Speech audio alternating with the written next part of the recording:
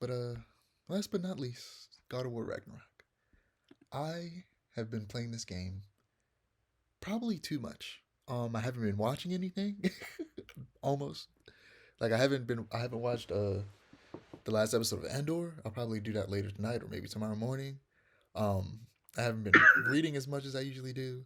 I've just been playing God of War. In fact, it messed up my sleeping schedule. I'm starting to get back on track, but just barely.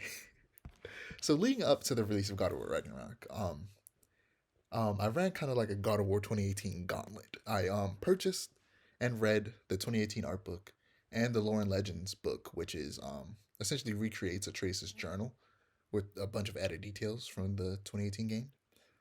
I finally beat the Valkyrie Queen Sigrun, one of the hardest game bosses I've ever fought, and I went through and finished all of the side quests in the first game that I had left. And finally, with 2 hours before midnight, November 9th, I watched Raising Kratos, the documentary about the development of God of War 2018, which I would suggest watching if you're interested in like the creation of games. It's very good. And I timed it so that when it was over, I could jump straight into Ragnarok with all the kind of like charged emotions from seeing the hard work the devs put in. And I ended up playing from midnight to 7 a.m. I said I was going to stop at 3, and I didn't. And then I'm playing a game. You know, when you're looking at a bright screen, everything around it is dark. So I turned my head and looked at the window, and the sun was rising. And I said, "Oh God, I should go to sleep. I have work in the morning," which is now. So I have a couple hours. Yeah. It was great.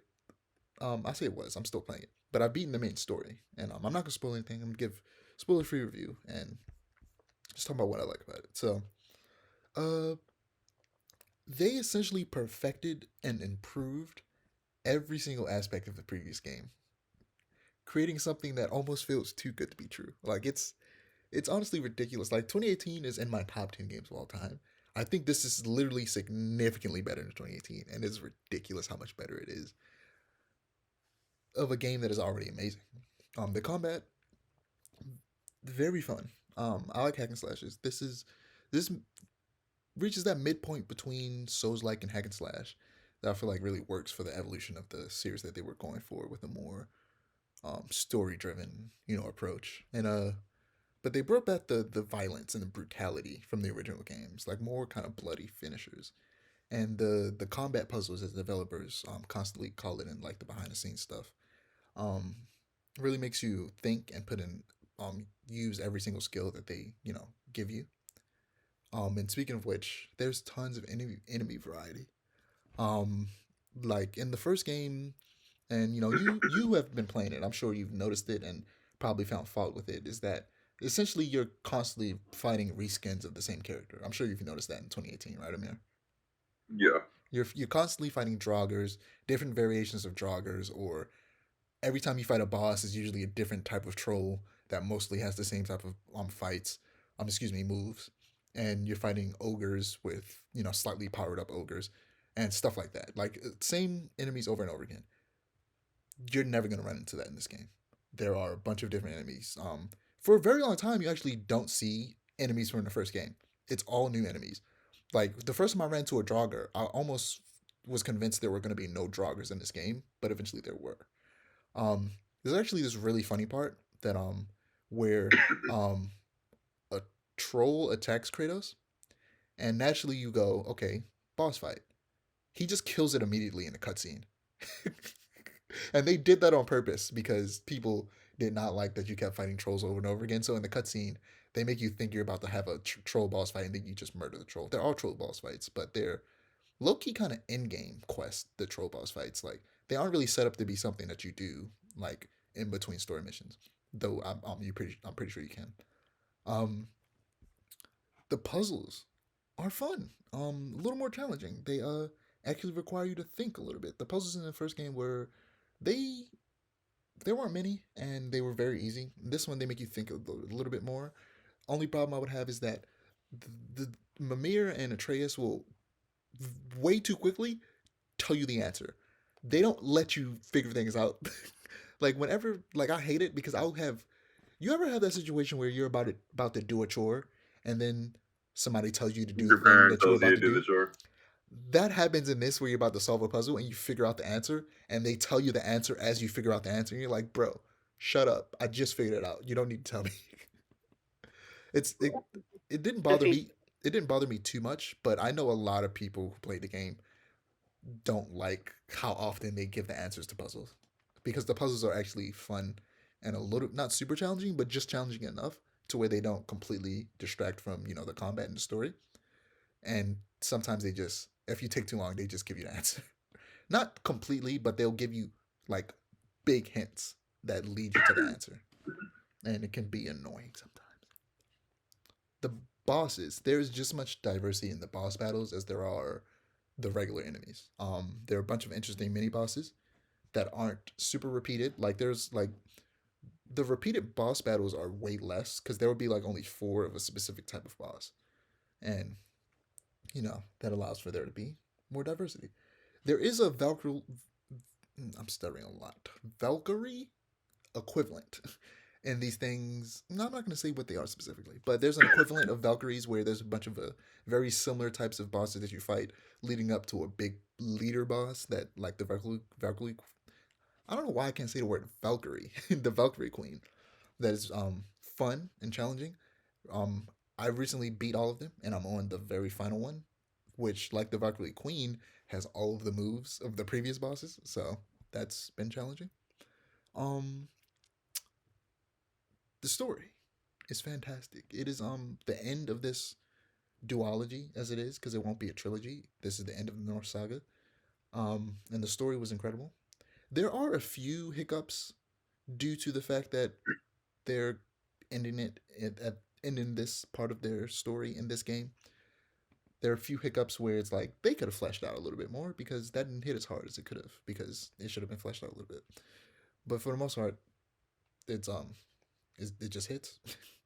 um, the idle conversations that characters have when you're just like standing in a specific area are numerous and very interesting every time. Like every time I want to just sit and wait for someone to say something just to hear what interesting conversations the characters have when I'm like just having the characters stand next to them.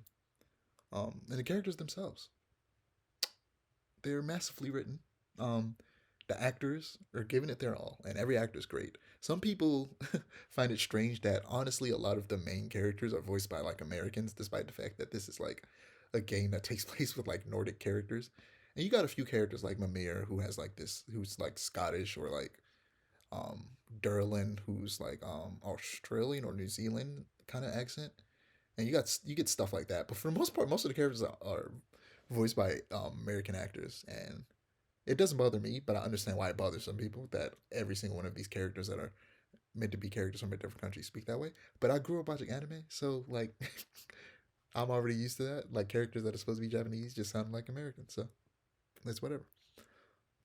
But yeah, it's great. So having been going through 2018, Amir, I kind of missed part of what you were saying when you were talking about it because I had to go cut the heat off because it was making noise in the background. But like, how are you feeling about 2018 since you're forcing yourself to play it? And are you? I assume you've seen some stuff from 20 from I was about to say 2018 from the current game Ragnarok, and that made you interested in like finishing up 2018 so you could try it out. I don't think I'm gonna try out Ragnarok anytime soon. But 2018 is fun-ish. I'm not a huge God of War fan. I did not like the first three God of War games.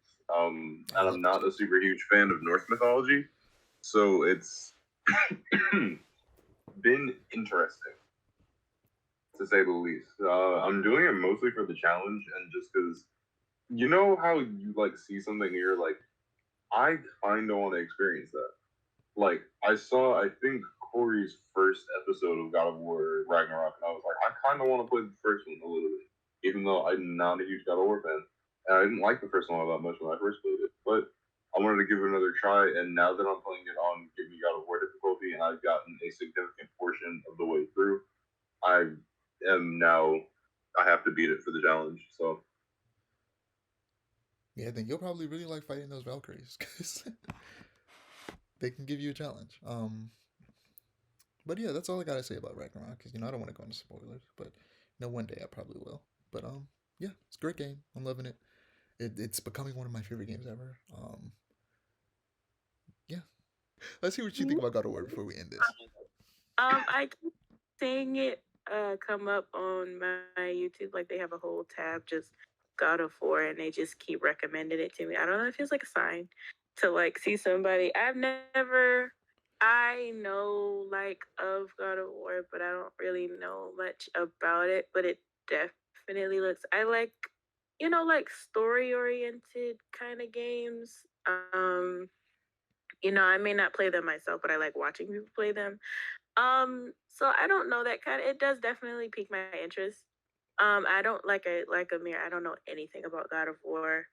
Um, so it's definitely something that I would just be jumping into, just kind of raw. But it definitely is piquing my interest. It's definitely something I might just like look at, like Corey play it or something, and like see if it's something that I want to get into and Yeah, look into.